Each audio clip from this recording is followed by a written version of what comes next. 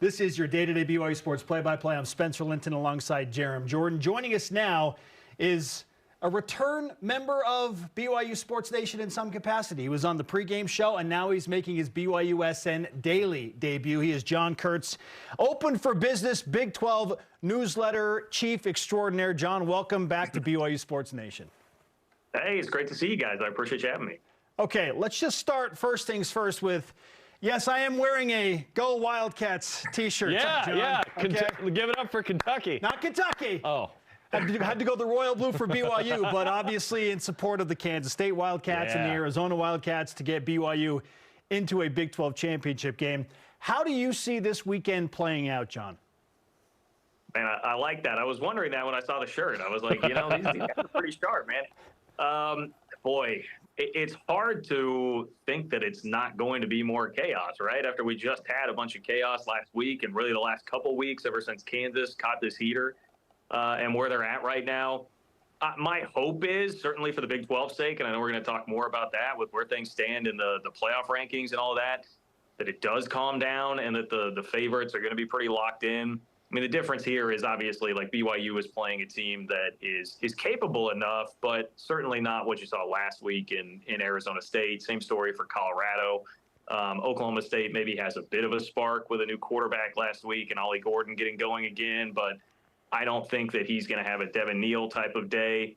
And Coach Prime kind of sounded the alarm on, hey, we were feeling ourselves a little bit too much there. So I would expect the favorites to take care of business a little bit better. The one game that I do really have my eye on out of all of those teams, obviously Iowa State, K-State. I mean, that's almost a pick 'em, like a 2.5-point spread. That'll be a really tight game. But outside of that, the Territorial Cup, I do wonder about there just because rivalry game, Arizona State coming off of such a high, what they had last week.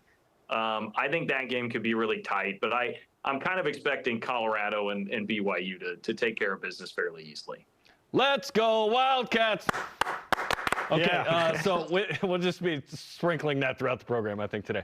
Okay, with that said, if favorites, for the most part, take care of business, that means your Big 12 champ isn't going to have 3 losses. They're going to have 2, as some have maybe postulated and we discussed earlier about, oh, what if there's a 3-loss Big 12 team and Tulane and Boise State win their leagues and the Big 12 could be entirely left out of the playoff. I don't see it happening, John.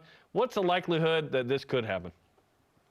Yeah, I mean, you kind of nailed it. Like, as long as the Big 12 has a 2-loss champion, they're not going to be left out of the playoff. The problem is going to be if it's a 3-loss team, if it is more chaotic. The other piece of this, too, is that, Tulane would have to keep winning for that to happen. They'll play probably Army, I think, in the AAC championship game. I wouldn't expect them to have too much of an issue there. They just drubbed Navy, who runs very similar kind of offense. But watch out. I mean, on Thanksgiving, we don't get the Egg Bowl anymore, which is a disappointment, but we get a really big G5 game that everybody should be watching with Tulane and Memphis. I mean, they'll have to win that game, too, to make all of this happen. But, man, the committee gave them a healthy dose of respect, putting them all the way up there at number 17, ahead of a K-State team that won at Tulane earlier this year and also has a win at Colorado, who's a ranked team. It just feels like they're getting a lot of credit for the positive loss, the good loss, the quality loss is really what's going on there because they have the K-State game and the Oklahoma game. But I think if the scenario that I laid out earlier about this weekend plays out, that the Big 12 is going to be just fine and get somebody with 2 losses winning the conference championship game.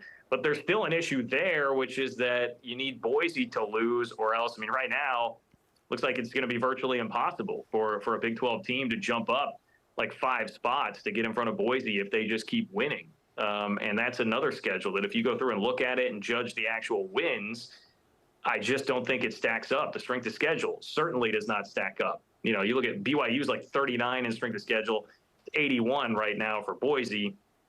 Unfortunately, Boise is probably going to get that bye unless Oregon State or UNLV are able to beat them before they finish the season. John Kurtz from the Open for Business Big 12 newsletter is on BYU Sports Nation. Okay, John, looking at the entirety of last night's college football playoff rankings reveal, what or which team has the most egregious ranking, whether too favorable or not favorable enough? I mean, it's a great question because there are so many choices, like so many different ways you could go with it. Like, I think the one that bothers me the most right now is what I mentioned with Boise because of the strength of schedule. a lack of great, like their two best wins are Washington State, who's now lost 2 in a row, including one to New Mexico. And then UNLV, who definitely is solid, beat a couple of Big 12 teams in Kansas and Houston. But that doesn't stack up against what these Big 12 teams have done. You know, I mean, BYU, for instance, obviously beating K-State by 29, going on the road at SMU.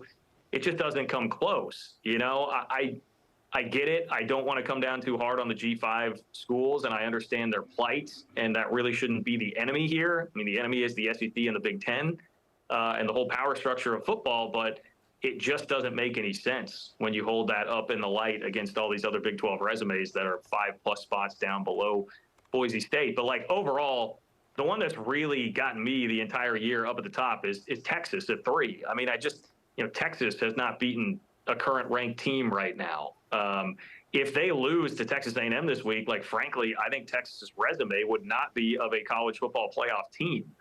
I'm sure they will still get in, and part of that is just the carnage that's happened within the rest of their conference, that there aren't going to be enough sturdy contenders ready to take their spot. But, Texas got punked pretty good at home by Georgia.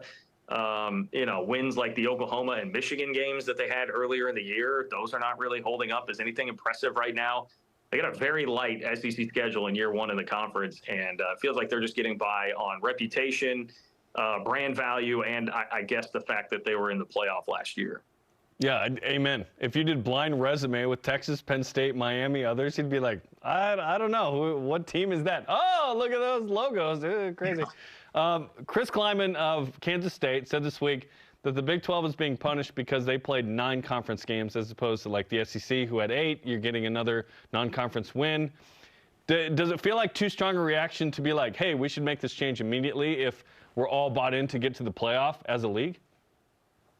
It's a really interesting and tricky scenario because the things that you're fighting there are, one, like he is right. Like the SEC has an advantage by not playing that extra conference game. Like there is an absolute competitive advantage in what they do there.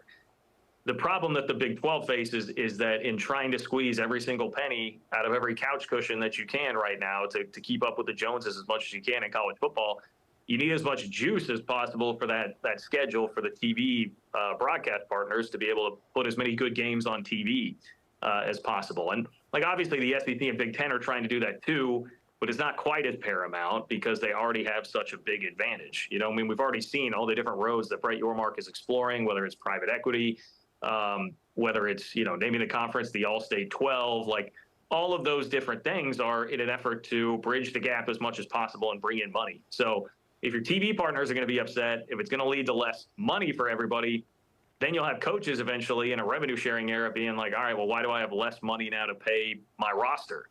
And then you'll have coaches complaining on that end of it. So totally understand what Kleiman is saying, and the league is going to have to look at doing something if they do get left out or if Boise gets this bye. And, Brett Yormark was preemptively trying to do some of that by talking to Ross Dellinger from Yahoo Sports the other day. So I'm all for bringing all ideas to the table. I just think that's a tricky one because of the situation that you're in from just a financial standpoint. Okay, John, let's finish with the double-barreled question of sorts. Which 2 teams do you think will ultimately be playing in the Big 12 championship game in Dallas a week from Saturday? And which 2 teams playing against each other are the best-case scenario for the Big 12?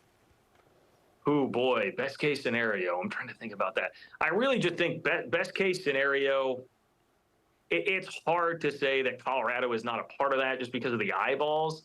They got 6 million plus people to watch that game against Kansas, which was a crazy, crazy number. But they just draw so much attention that I think that you have to include there. I don't know that the opponent matters so much. BYU, honestly, being more of a national brand, perhaps if you want to play it up from that standpoint, and they got so much attention throughout the year for the undefeated run before it came crashing down the last couple of weeks. So you could probably make a case that Colorado BYU would be the best case scenario for the league. Unfortunately, I do think the reality is, and I hate to do this with the Go Wildcats shirt and all the pomp and circumstance today, but I do think the reality is we are probably looking at Arizona State, Iowa State as the Big 12 championship game. If I were predicting it, that is what I would have as the game right now. But Let's go, Wildcats. Hey, tell Avery Johnson BYU fans are on standby to donate like another $100,000. We'll donate more to his charity if Kansas State beats Iowa State. One win. Absolutely. Hey, we'll do. You know, you guys can put together a nice little video montage of people pumping them up or something. I'll get it to them. I love that. John, we appreciate the time. Always great to talk to you. Keep up the good work. And remind people how they find more of your work. Yeah, appreciate that. So the Open for Business Big 12 newsletter, you can subscribe at ofbnews.com, ofbnews.com. And then you can find my work on YouTube as well, just John Kurtz, JOHNKURTZ on YouTube, or follow me on Twitter at JLKurtz. Awesome. Thanks, John. Appreciate the time.